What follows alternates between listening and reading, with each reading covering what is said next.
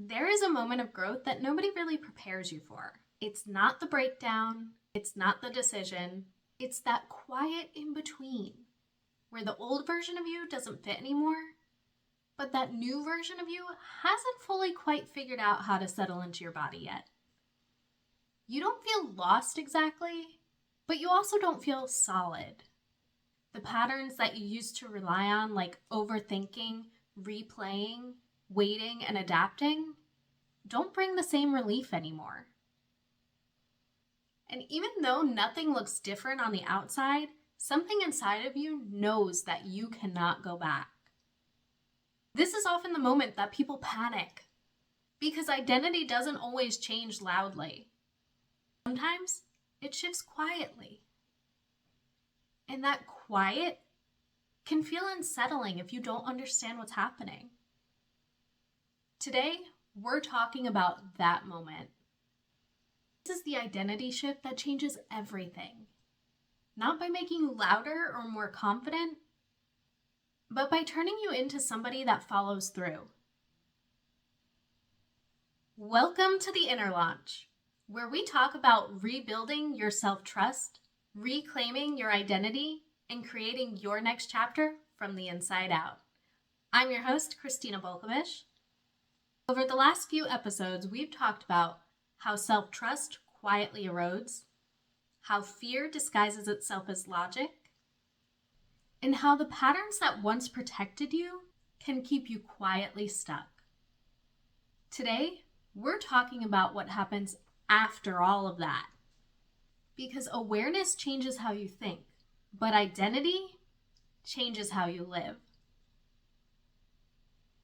Most people believe that they don't follow through because they lack discipline, motivation, or consistency.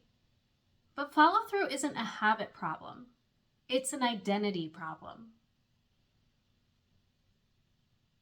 You don't consistently act in alignment with who you want to be. You act in alignment with who you think you are allowed to be. Your identity was shaped around being easy, being dependable, being the one who adapts.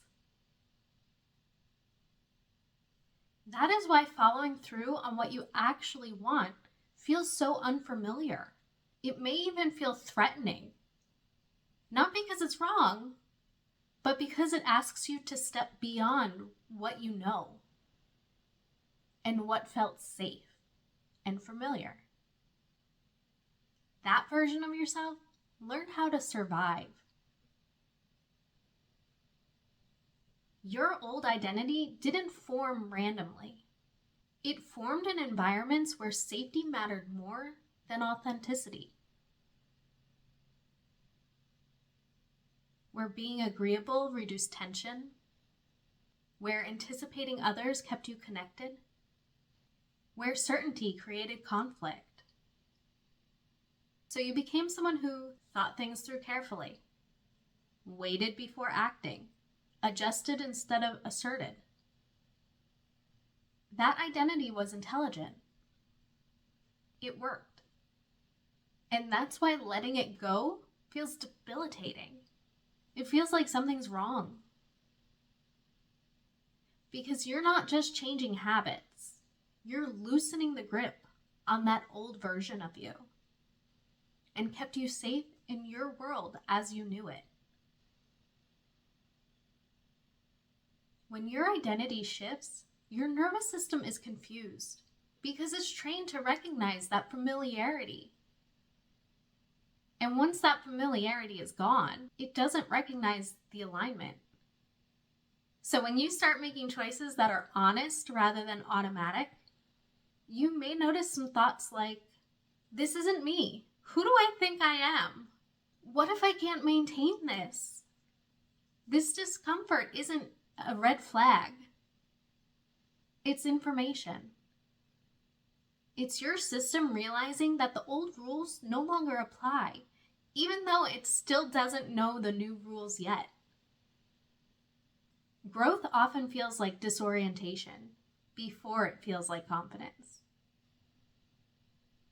This is where most people get stuck. You know what you want. You see your patterns clearly. You understand the fear. But yet when it's time to act, something pulls you back. That pull isn't resistance. It's loyalty. Loyalty to the identity that kept you safe, predictable, and accepted. Following through requires grieving that old version of you. Change requires grieving that old version of you. That version that learned how to stay small to be protected. So today I'm going to tell you a little bit more of my story. So for those of you that don't know me, I'm a domestic violence survivor. And if you've ever been in any situation like that, or really it could even just be a really bad heartbreak, where you know the person isn't quite right for you, one of the hardest things that I had to learn how to do was to let go of everything that I thought my life was supposed to be like, be in my life, which was challenging because that's what I would call the messy middle. You don't know what's coming next. I didn't fit my identity, but I knew I couldn't continue living with somebody who was abusive, verbally, mentally, physically. I couldn't do it. And as much as it really, I'm going to say sucked at the time, to not have my support system, because as crazy as it sounds, yes, my support system was still my husband at the time, my ex-husband now, but my support system was still my husband, and I relied on him for everything. Unfortunately, he was also the person that was probably the most damaging, but I relied on him. And so when I had to go no contact because I knew that me having contact with him wasn't going to promote my healing, my growth, it was hard. It was really hard because I wanted to call him. I wanted to talk to him. You know, if something happened in my day, he was the person that I talked to. If I had good news, I wanted to tell him. You know, if it was like, oh, I can't believe that this happened, I wanted to tell him. But now to go no contact with somebody that has been hurting you, but yet you've also relied on, is so hard. And I knew that I needed to do it. And I knew that I was meant for more. But that in between felt so uncomfortable. You know, and thank goodness for the people in my life that were like, don't call, don't do this, don't do that, because they certainly helped. But yeah, that in between where you're just like, oh my gosh, am I making the right choice? Is this what I'm supposed to be doing? You know, is this going to hinder me? Is this going to benefit me? What if this isn't the right choice? All of those thoughts go swirling around in your head, and it's so hard because you don't really know who you are, who you're becoming. You know who you were. I was once the wife. You know, I was once the person that protected him. I was once this, I was once that. But now you're going into something new, and it doesn't quite feel familiar.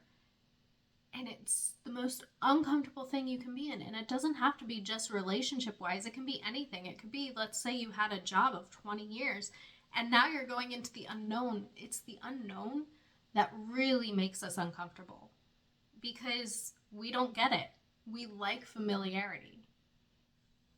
But reality is that identity shift needed to happen because without it, I'd still be living my old life that I no longer wanted.